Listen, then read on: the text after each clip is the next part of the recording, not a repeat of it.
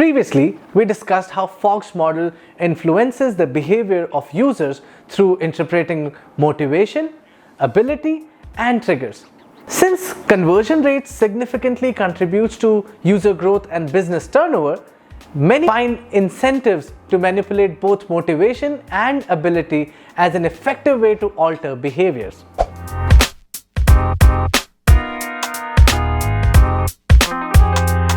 Let's use Fogg behavior model together and see how it works in real life. Imagine you're an insurance company trying to sell a family insurance policy to one of your clients.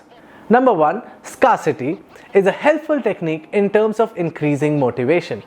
Insurance companies and other merchants use time-limited discounts to inspire purchasing decisions.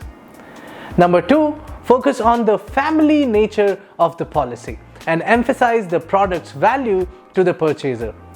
You can use words like, "I feel assured when my parents are insured," so the sons and daughters paying for their parents can also earn a sense of value. Number three, appeal to the social identity of your product.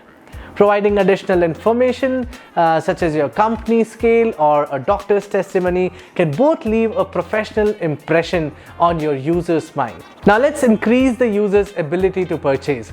Highlight the most critical information in your interface, like parents over 70 years old, spend $1 for a $7 million cover policy. So customers can easily understand the eligibility and benefits of the product. The combination of high motivation and low threshold can significantly increase people's likelihood of purchasing. I hope this tip was helpful. Don't forget to visit our website at void.com. This is Sam. You're watching UX Tips at Void. See you in the next video.